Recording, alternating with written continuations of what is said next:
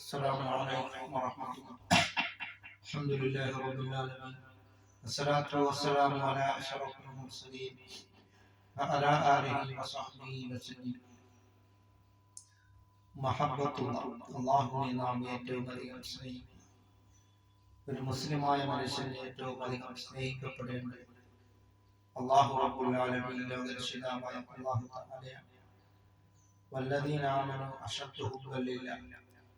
അല്ലയോ സത്യവിശ്വാസികൾക്ക് ഏറ്റവും അധികം മഹബ്ബത്തുള്ളത് അല്ലാഹുവാണ്. അങ്ങനെ നാം അല്ലാഹുവിനെ പ്രീതിയിലായിട്ട് നാം ജീവിക്കുവാൻ നാം ശ്രമിക്കുകയും ഒരു മുഅ്മിനായ മനുഷ്യനെ ഏറ്റവും അധികം സ്നേഹിക്കപ്പെടേണ്ടത് അല്ലാഹു റബ്ബുൽ ആലമീൻ ലോകരക്ഷിതാവായ അല്ലാഹുവിനെയാണ്.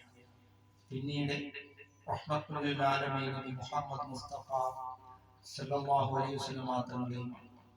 അതുകൊണ്ട് നാം മഅരിഫത്തുള്ള അല്ലാഹുവിനെ നാം അറിയുകയും അങ്ങനെ ധാരാളമായി അല്ലാഹുവിനെ പറ്റി കൂടുതൽ മനസ്സിലാക്കുവാൻ നാം ശ്രമിക്കും. ഒരു വഴിയിലൂടെ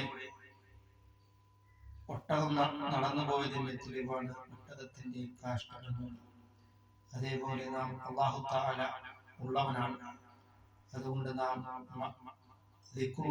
അല്ലാഹുവിനെ നാം സ്മരിക്കുകയും, അതായത് അറഫ റബ്ബഹു, ഒരു ശരീരത്തെ അറിഞ്ഞു കഴിഞ്ഞാൽ, മനുഷ്യ ശരീരത്തെ അറിഞ്ഞു കഴിഞ്ഞാൽ അവന്റെ രക്ഷിതാവിനെ അവനെ അറിയുവാൻ കഴിയുന്നതാണ്.